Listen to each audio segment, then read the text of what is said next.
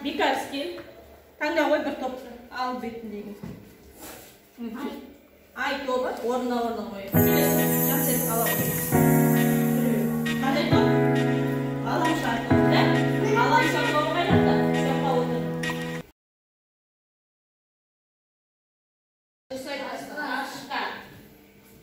Зымыран, ай, күн, жұлдыз, бәрі қайда орналасқан балдар? Жоғарыда. Аспанда, аршта орналасқан. Тұрсына ма? Аршта орналасқан. Ал жерде енді балалар, аспан әлемінде көптеген жұлдыздар, шоқ жұлдыздар бар.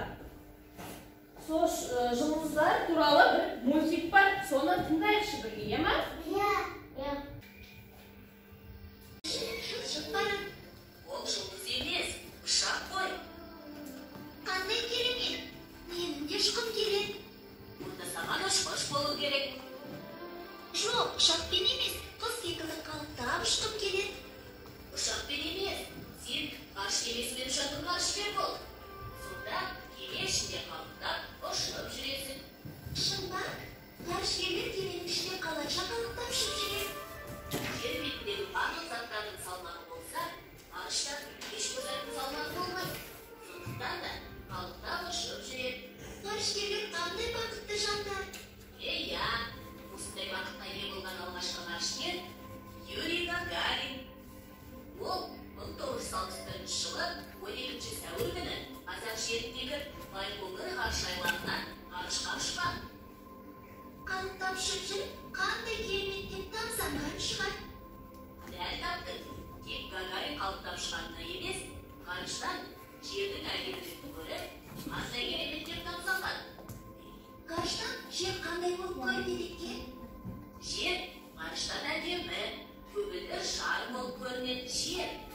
Ауасы мен суы бар, тіршілігі бар, жасыл желек жабылған жер планетасы ғана.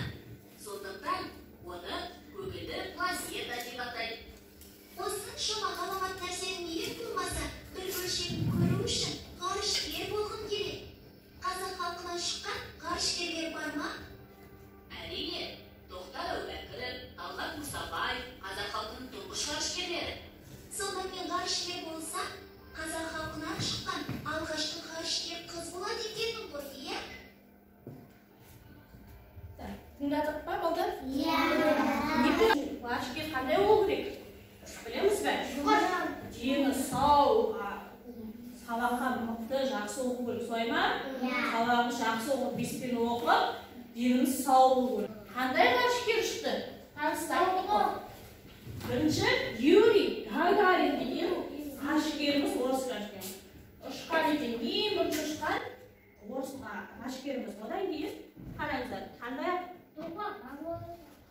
тұңғыш ғарышкерге ұшқан қазақтар, солай ма? Тоқтар Әубәкіров, Тоқтар Мұсабаев және Айдын Қайынбердік деген кісілер ұшқан еді. Ғарышта 9 ғаламшар орналасқан. Ең бірінші бізде күнді айналып, 9 ғаламшар айналып өтеді. Ең бірінші ғаламшарымыз Меркурий ғаламшар. Одан кейін Шолпан, жер ғаламшар, жер ғаламшары үшінші орналасқан. Сеу, Меркурийді бірінші орналасқан болғасын, күннің ыстығына, қатты ыстығына, онда ешкім тұрмайды. Меркурийді де солай, Шолпанды да солай. Жерде бізде ең тіршілік адам өмір сүретін жер. Одан кейін Марс, Юпитер, одан кейін Сатурн, Уран, Нептун және Плутон. Ұмытпайық, 9. Біздің жер ғаламшары қайсы нешінші орналасқан? Үшінші орналасқан. Үшінші.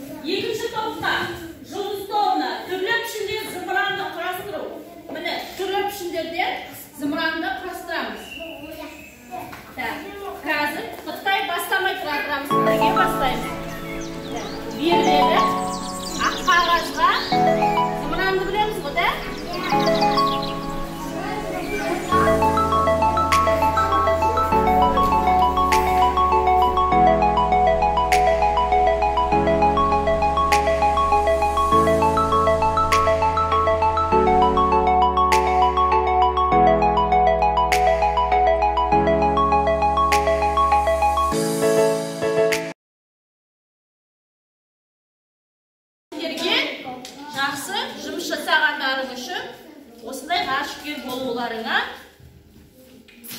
тілеймін. Бәріңе де жақсы жұмыс жасағандарың үшін рахмет. Суретке қараңдаршы. Суретте не бейнеленген? Ғарышкер. Ғарышкер немен ұшып барады? Зымыранмен ұшады. Одан кейін мында не? Ай. Не істеп тұр? Кімдің? Бала. Бала қайда қарап тұр? Айға. Сосын? Жоғары қалай бар?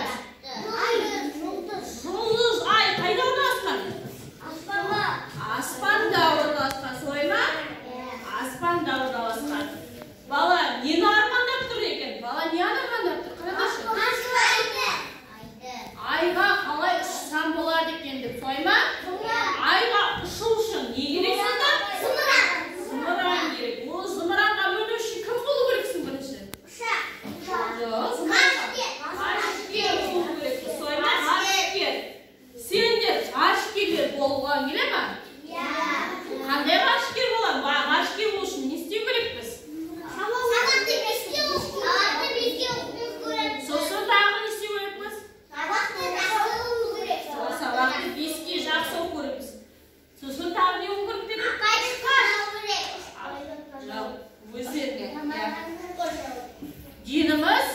Дендерің сау, дендерің мықты, жақсы күшті болу керексіздер. Сабақты беске оқу керекпіз. Дұрыс айтасыңдар. Қараңдаршы мұны. Көп болып тұрған бұл теңіз, жердің көп жері көп болып тұрған теңіз. Ал мына жасы, бұлар жерде адамдар әр мемлекеті бар.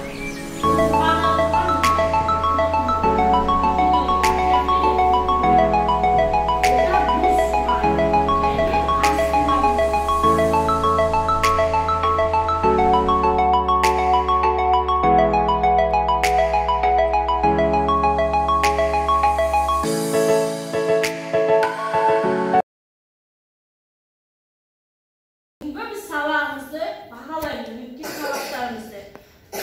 Мына смайлик бізде көріктіған жақсы деген сөз. Ана смайлик күшті өтті деген сөз. Мына смайлик мен сабақты түсінген жоқпын деген сөз. Түсінді ма? Осы үш смайликтің біреуін көтеріп, жоғары көтереміз. Түсінді ма? Бүгінгі сабақтарымыз ұнады, солай ма? Бүгінгі сабақ қандай болды?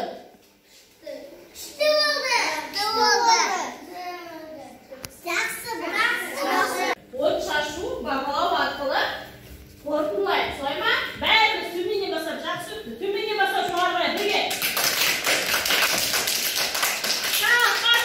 Қатты. Отырамыз.